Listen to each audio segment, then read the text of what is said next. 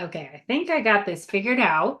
And I'll get started right at noon. So if you have your camera off, I can't see you. So please, if you want to say anything, pipe in at any time and ask questions.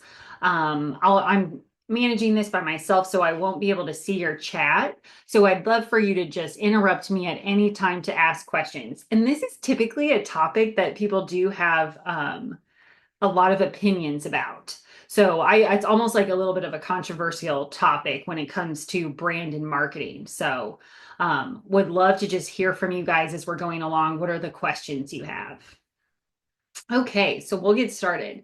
Defining your brand advocate. And we really think at Hoot that this is a secret sauce to the work that we do. So I'll start with just a brief overview. My name's Kristen Brown. And I am the owner, founder of Hoot Design Company, and we are a culture-driven branding agency. We really believe that effective external marketing can never be successful without internal alignment and buy-in. So our entire process is built on this idea that brand is the being and marketing is the doing. So brand is who we are and marketing is what we do to spread the word. So that's a pretty big, I would say, line in the sand as far as how we approach brand versus marketing. And you'll see that throughout everything we do. We see oftentimes that people love to run down the road of the doing before they've actually identified the being. I think that's one of the biggest errors that people make when it comes to marketing and brand is not identifying the being before running down the road of the doing. And we think a critical component over our 15 years of existence, what we've seen, a critical component is not identifying who you're for. There is a massive resistance to identify who you're for. And people really want to say that they're for, everybody that goes out to eat or anybody that drives a car. And that is a surefire way to, drive your marketing into the ground, in my opinion. Unless you have the marketing budget of Walmart, I always use them as an example. They spend $1 billion a year just on advertising. You really cannot be all things to all people. And most people would say Walmart doesn't even do a good job of that. All right. So, how many of you guys feel confident you know exactly who your brand is for? If you can chime in, I would so appreciate it. Catherine, you do? Okay, great. Is there anything you can tell us about that or no, because your mouth is full? I'm sorry, I'm here during my lunch, so I do apologize. No problem. I work in the recruiting office of a university, so I feel confident that I know who we're going for. Perfect. And do you guys have like an avatar, like a persona, a story about them? Um, Not sure if we've built a story about them, but um,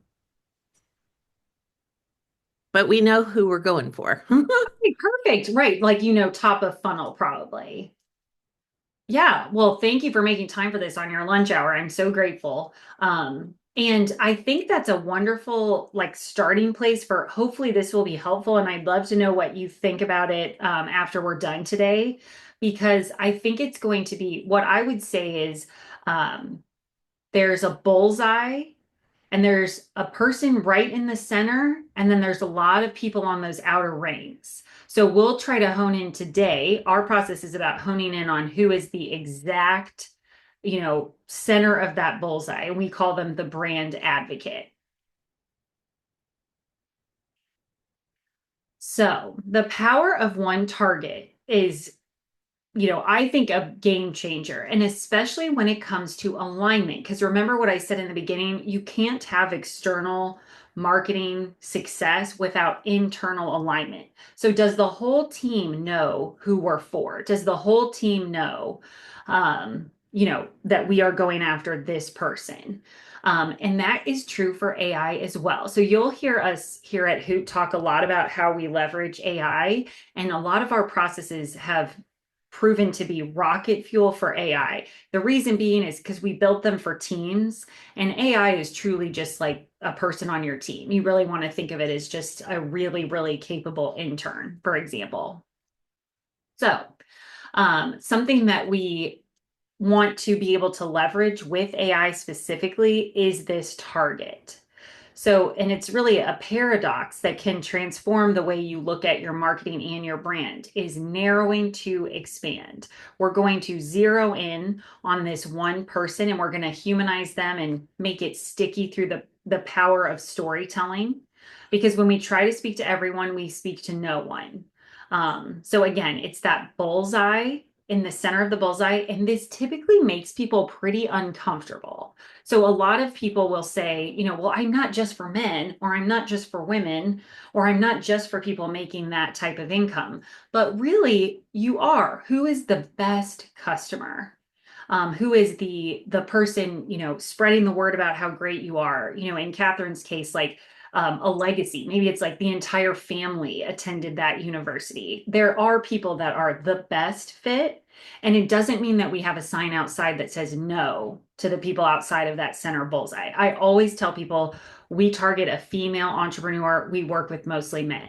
I would argue we bring in the right kind of men, male clients, versus, certainly no sign outside that says no men. Something else we're going to talk about today is the journey through your organization or business. So we specifically take an approach about why they arrived, why they stayed, and why they are obsessed. So from a top level view, you really want to know that about your customer.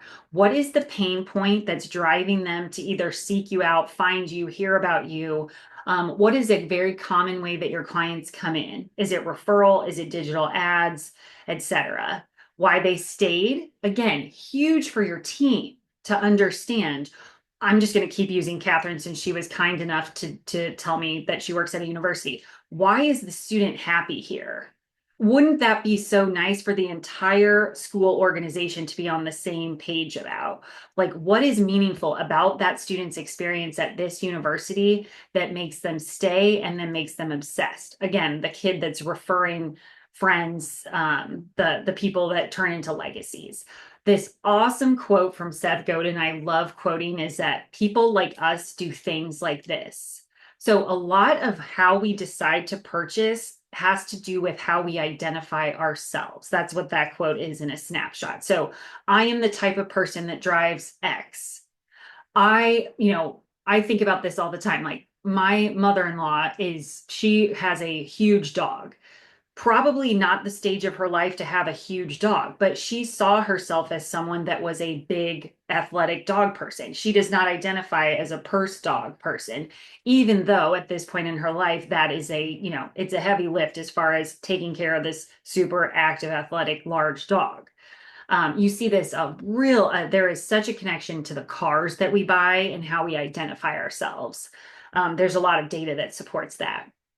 So by diving deeper than demographics into psychographics, we are able to pull out those psychographics when we see those demographics. So that was clunky the way I said that, but I think it's basically the car metaphor is a great example. The type of car that we buy has so much to do with our psychographics and how we identify ourselves and how we want to be seen, since that's often a way that we are perceived is through the car.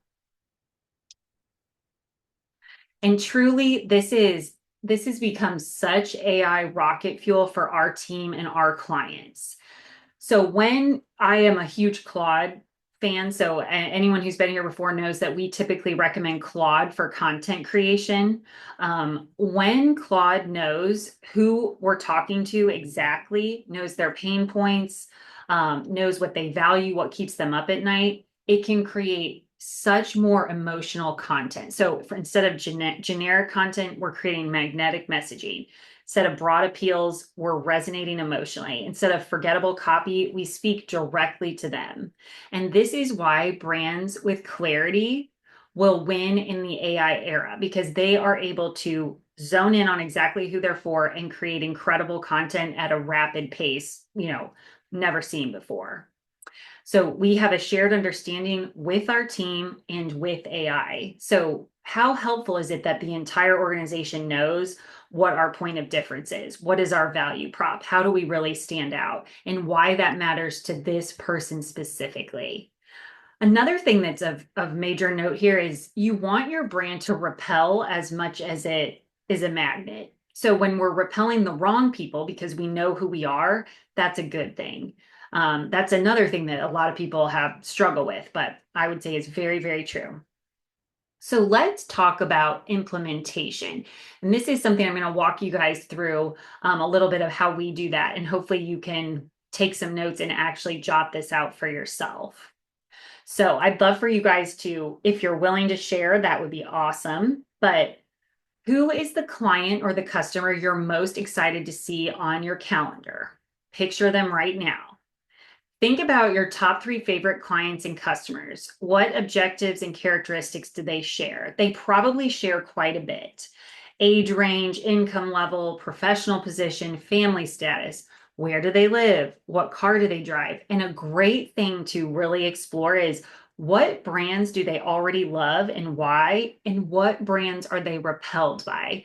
Walmart is typically one that comes up a lot when we're talking about being repelled. A lot of people don't want to be associated with Walmart, probably for various reasons, but that's something that's really interesting.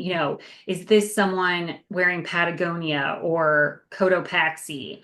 Are they driving I always use this example of like Volvo or Range Rover. So those are the types of things that really do inform us about who this person is. Oftentimes, our clients will ask us to make it we've done gender neutral names before, like Alex, and we only use, they or Alex's name. So we never know if it's a male or female, or certainly making them agnostic as far as it comes to ethnic background. So that's something that is not challenge. You can absolutely tackle that yourself by identifying someone who has, a neutral name that we don't lean into anything that feels super culturally on point. Is there anyone willing to share some of the things that they've come up with as far as who is the client that, are there things that you're finding in common with the ideal client, or in Catherine's case, like the student?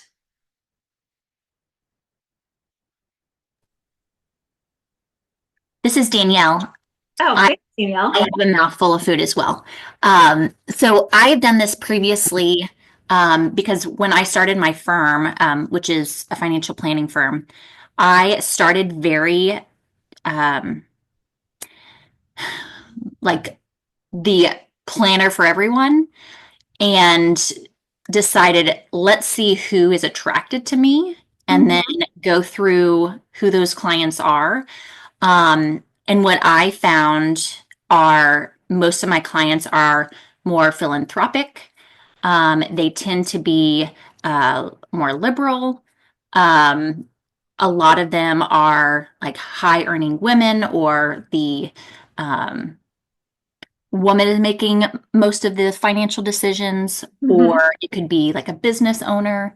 That's who tends to be drawn.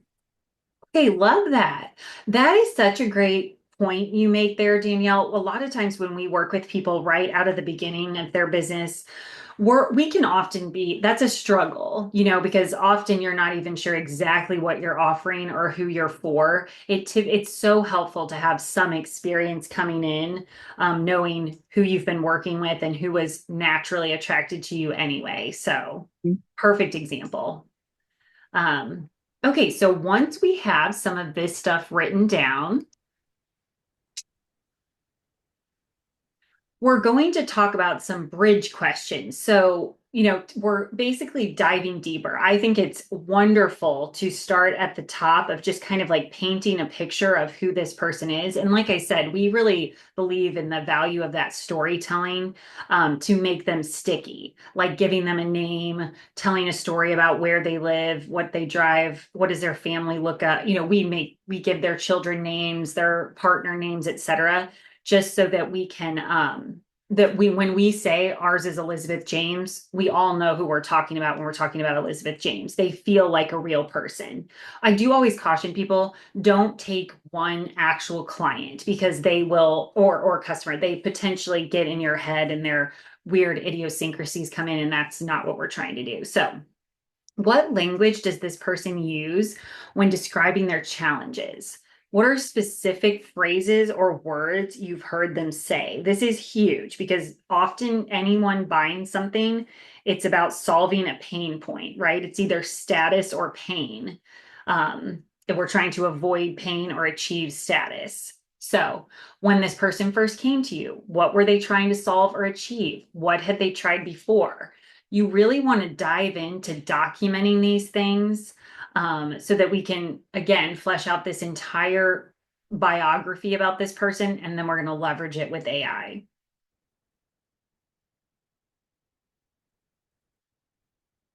So I love this question. What keeps your brand advocate up at night? So not just general worries. This is the existential crisis that they're fighting. What is the very, very deep specific, I'm sure you guys have heard of that exercise, like the fear of death.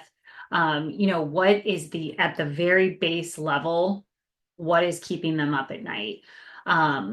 Danielle, do you mind sharing is there anything that comes to mind for you when you think about what keeps them up at night, specifically as it relates to your business or even not? Yeah. So I actually asked this question when I'm meeting with them. So for a lot of individuals, it's, am I missing something?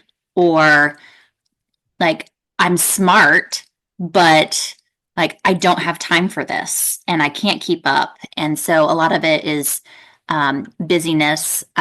They want to make sure that their family's taken care of. If something were to happen to them, all of those things. Okay, so great. And that helps, that can help Danielle create all kinds of material, content, marketing around specifically those pain points, right? This person is overwhelmed and they are, feel very short on time. So even a lot of your product services can be crafted around those needs specifically. So thank you so much for sharing, Danielle. Another great one, like what secret aspirations does this person have that they might not readily admit to others? What desire drives them forward?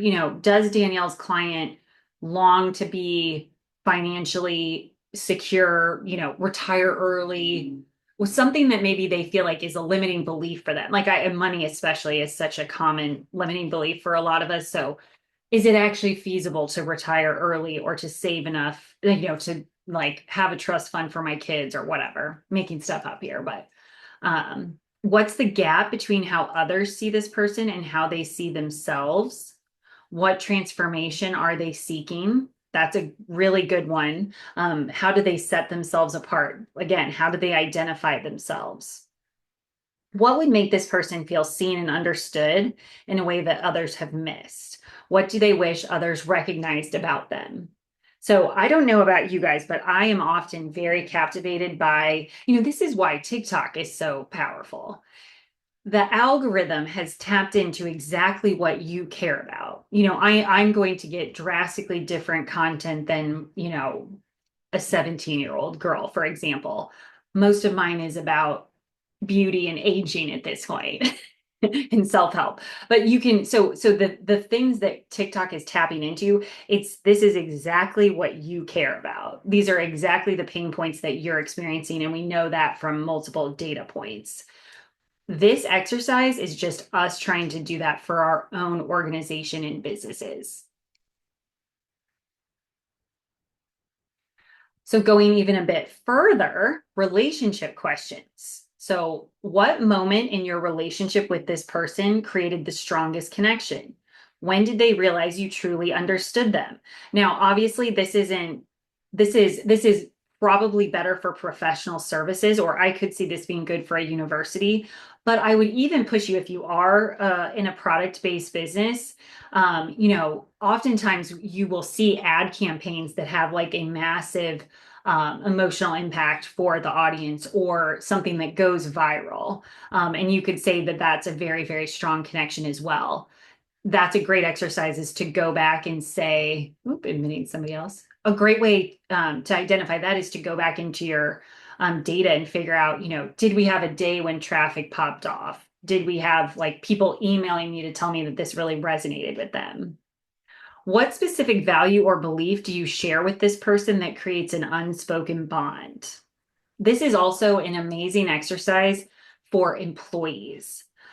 With employees, we never paint a picture of gender or race, since that would be, anti equity when it comes to hiring. However, you do want to know that your values aligned. This is just as critical for an employee brand advocate as it would be for a purchasing brand advocate.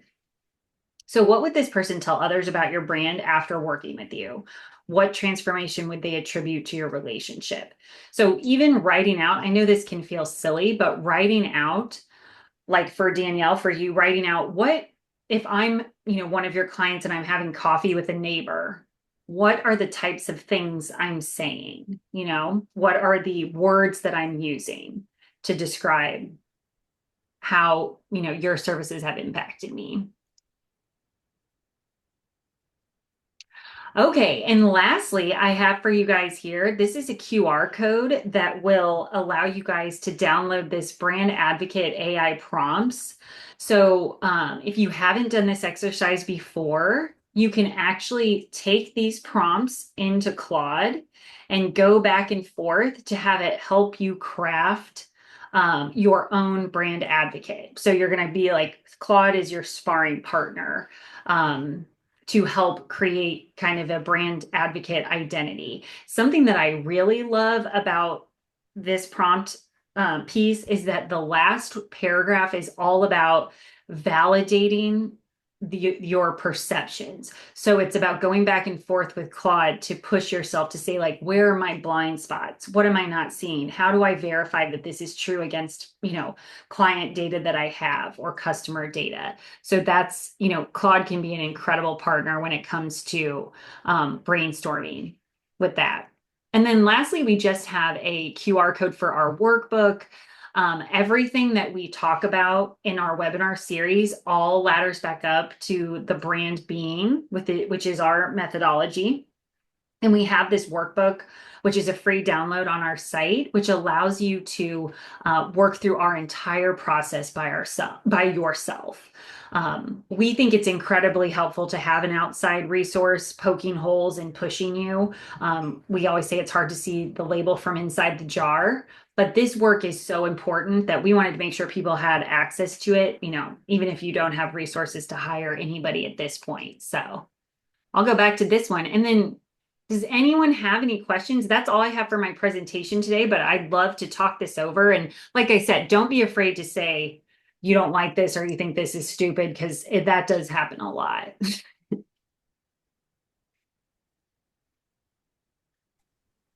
I highly doubt anybody says that this is stupid, just for what. Hi, Michael. I'm so glad you could join. Hi there. Another good meeting. Oh, thank you. I do. I love arguing with people about this because you hear often, that this isn't realistic. And sometimes when you have really different business segments, like we're working with someone right now in food service, but they have very different verticals, like Greek housing vertical, camps, summer camps, small universities, senior living. Every one of those buyers is going to be a different brand advocate, and that just makes their job harder, not impossible. It just means you're going to be spending more to reach those people and market to them differently. But if you're a large company organization, like I said, the Walmarts of the world can do that. So No, you're spot on. You've got to create a unique experience for the individual. At least I think you need to do that. So if they're one of however many that company solicits to, the more that individual feels like it's a customized experience, the better that individual is going to be an advocate in terms of broadcasting your message. Yeah, and Michael, you've had experience with this, right? Like onboarding your, going through this process with us and deciding that you guys did have a brand advocate. And I know you mentioned last time that you guys did realize there were a few people that were not a good fit through this. Yeah. I mean, the short answer is you got to know who you serve, right? In business, you kind of want, you want to work with everybody. And I think that's actually a pitfall that too many people fall into. You've got to be very specific about the individual that you work with and then what your value proposition is. And again, what that tailored experience is. So you create an advocate. Candidly, before we launched our company, before JP Morgan, we were at First Republic Bank. And although First Republic Bank was the 12th largest bank in America, you didn't have a single client that didn't feel like their experience with whomever it is that they worked with wasn't personalized. So much so that the net promoter score of the bank was an 87, which, if you think about brands that are very client centric, ones that everybody knows and believes really takes care of their customers, Nordstrom, Mercedes, Lexus, Mhm. Apple, et cetera. That whole world operates between a low 60 and a low 70 NPS. Mhm. So to be in the high 80s is like Summer. unheard of, especially as a bank, because the truth is, think about it. Banks all sell the same crap. The question is how do they do it? Yeah, exactly. Oh, I So, think that's really well said. And I challenge people to really think about like the brands that you know and love. I guarantee they've done this. I would bet a lot of money on it. I love using this example of Nike and the Colin Kaepernick ad. That's how you know when to put your flag in the sand, when to do something brave, courageous, risky, is because you know who your demo is. And you're okay alienating the people outside of that demo because it's in alignment with your values. It's in alignment with brand heart.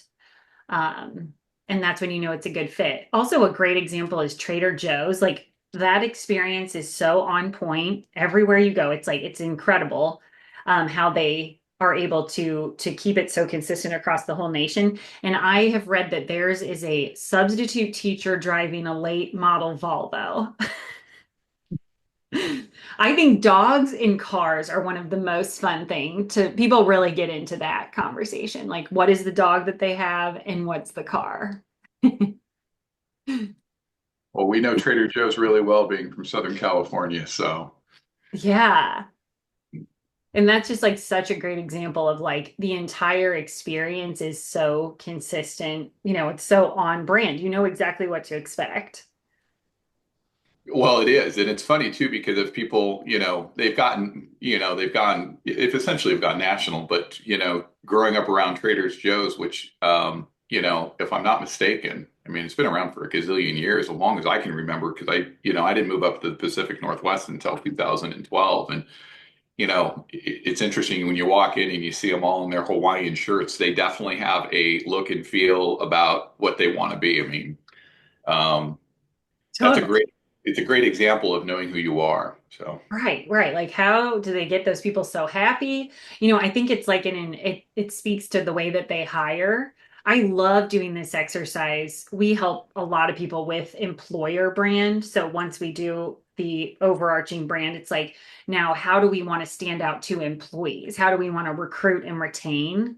And knowing who you're for there is just as critical, right? Because then you build on brand benefits to so that you are attracting exactly the right people who are values aligned and repelling the people who aren't a good fit. That's even more critical with employees, I think, because it's so costly bringing in the wrong fit. well, it's interesting. Back to First Republic, they had a thing called Culture Carrier. It was an offsite that, by design, it involved people with different tenures. Tenure had nothing to do, or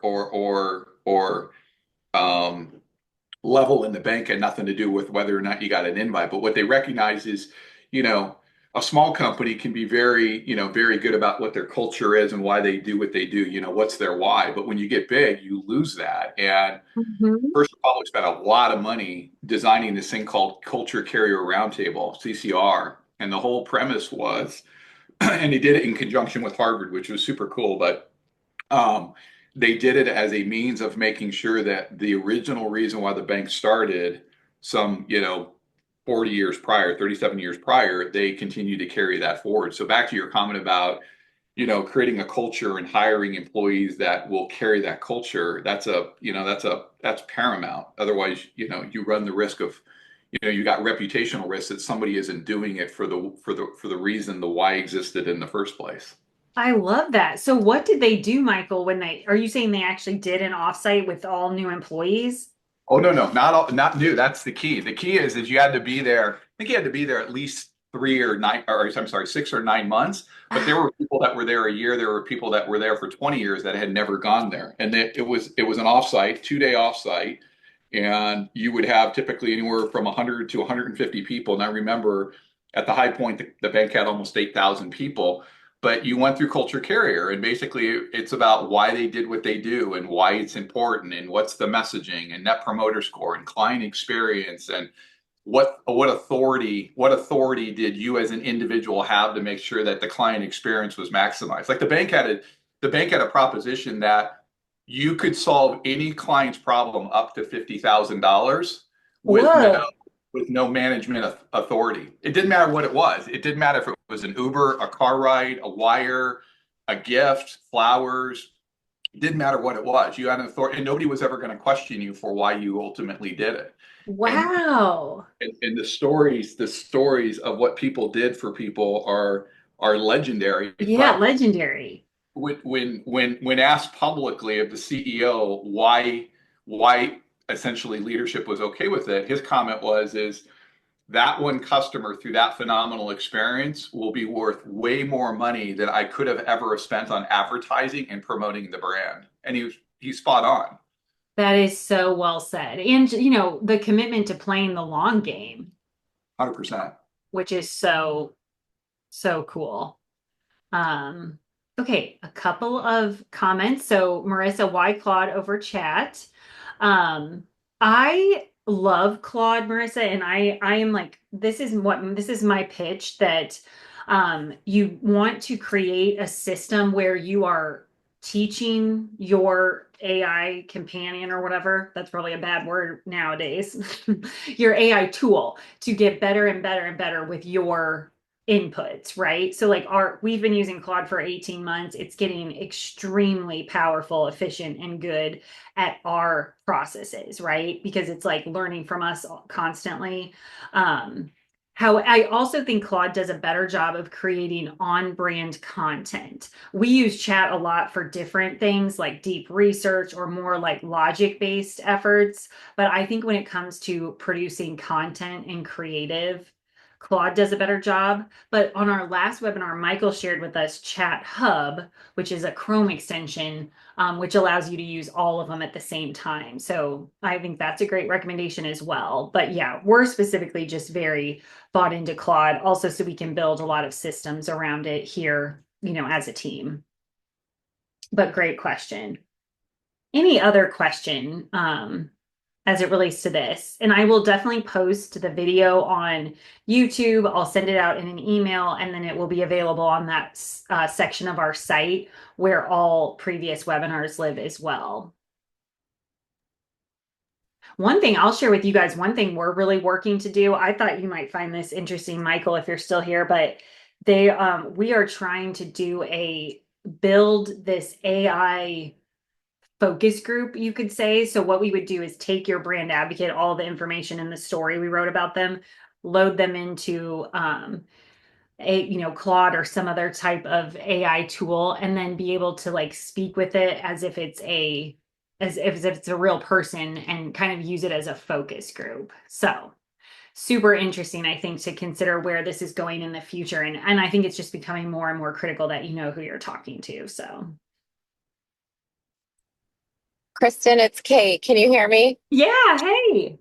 Hey, probably your non-traditional Webinar attendee. webinar attendee, but when I got your email, I thought it was interesting because I'm doing this through the lens of taking over our fundraising arm. And, being embedded in a large organization, I was viewing this through two lenses. Like, we're a service oriented arm to donors, and we're a service oriented arm internally to a really large organization, and how we want them to view us and partner with us.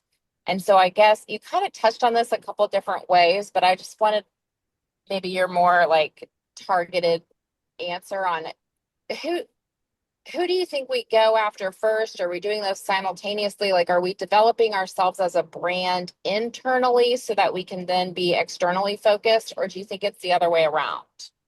That's a good question. So, Kate, when you say internally, like who you're servicing internally, can you give me an example?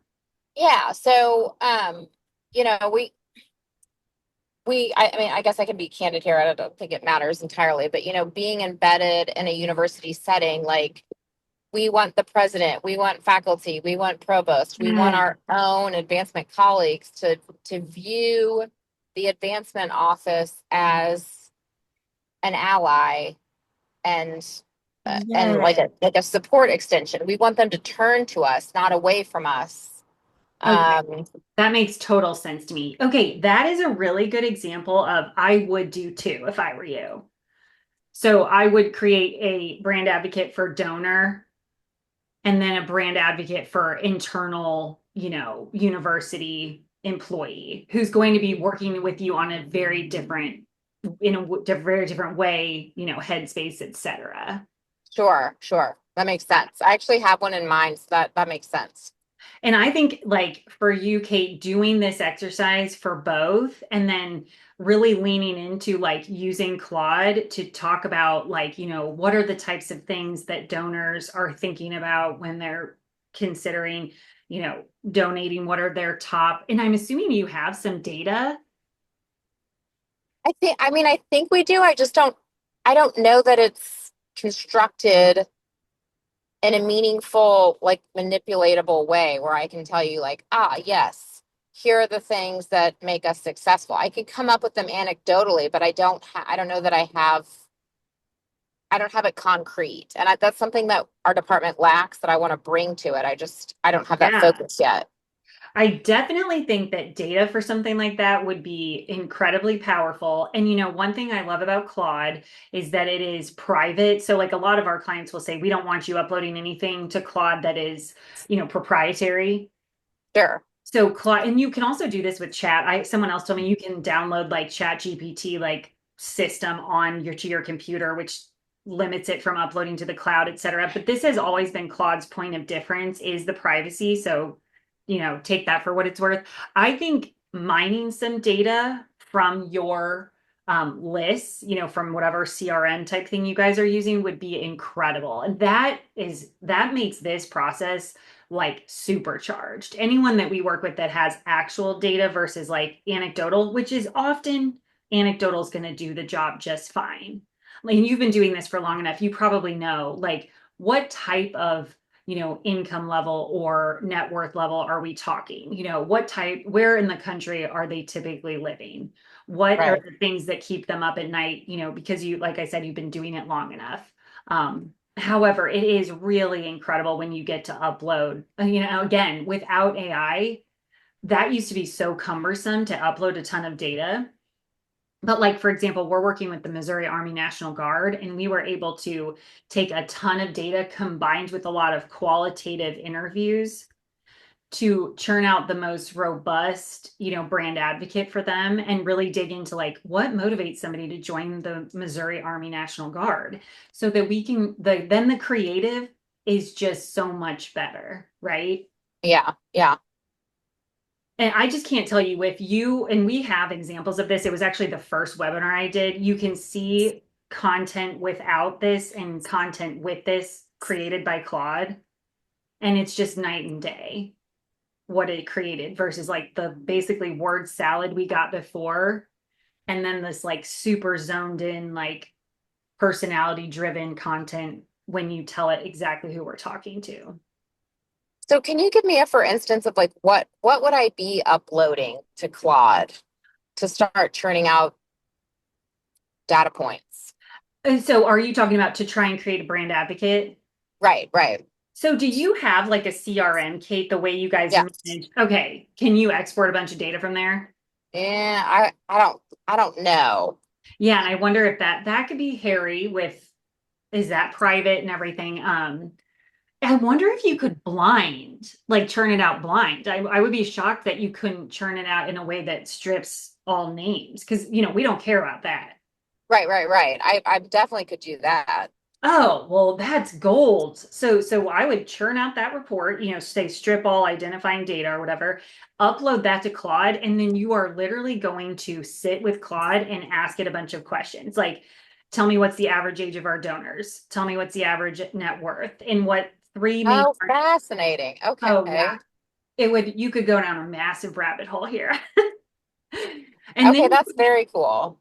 and you can even, like, if there's any effort you want to make on actually talking to donors too, like recording those conversations and asking them these questions to validate kind of what you're thinking, you can then combine that with your quantitative data to churn Okay. out the most robust. That's just like a dream scenario where you have data combined with qualitative research. Okay. Good to know. That's awesome. I thought this would be really helpful for kind of where we're going. So, like I said, not your usual webinar attendee, but I was like, this seems like it's going to track well. Oh, I know. Well, and I just, because I'm such like an evangelist for brand, I think it just impacts everybody. Like I think if every department at Mizzou would look at their department as a little brand inside of an umbrella brand, Yeah. you could get so much more synergy among the team. Because think about that quote, like people do us do things like this. Yes. And the way that could drive your internal team to alignment together to like rowing in the same direction, singing the same song. I know. I like that. That's that's a culture shift we need to make definitely in our internally. Well, one thing I think that is often overlooked when it comes to internal efforts is like, it's so common. This is why there's like this birth of this talent brand or, inside of huge organizations now you're having almost this like employer brand team because typically we talk to those people through the lens of HR. Right. Right. And it's just like, wow, we're here for compliance, and like nobody's inspired by that.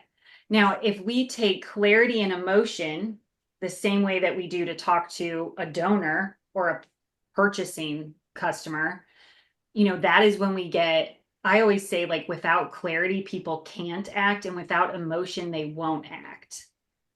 So it's like, how do we get your team to believe like people do us do things like this? Like this is who we are. It's kind of like the brand anthem of, Mm-hmm. not only the organization of Mizzou, but then also like, why is our department on the planet? Why do we exist? Why are we critical to the success of this, or of this huge university? This is really helpful. Thank you. Yeah, well, I'm happy to talk to you about this at lunch. I'll be picking your brain for sure. For sure. I do think it's just like I think brand is a really under leveraged tool when it comes to, almost like strategic planning and organizational Yes, strategy. Yeah. totally. Yeah. Cause Well, you just forget about them. Like they're, they like a Word doc kind of thing. it's funny because people joke about, they say we have the PG lifestyle, the principal gift lifestyle. So they joke about like the way that we dress or like the lunches that we have and the wine that we drink. And then it's like, oh, you're just the PG lifestyle is so, la la. Oh And my it's gosh, that's like, so funny. but I know it's like, how do we leverage the power of transformational philanthropy? Like, how do we infuse it into the culture so that everyone wants to live this PG lifestyle and not in a bougie, like aesthetically driven sense, but like the monumental shift of how transformative this could be for Oh, everyone if they got on board. absolutely. Yeah. And like the storytelling behind that, right?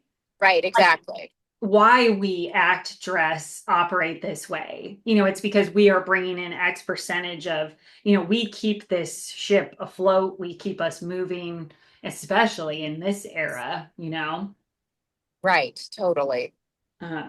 Yeah, so I think I'm so glad you came today and you can look at this through like the lens of brand.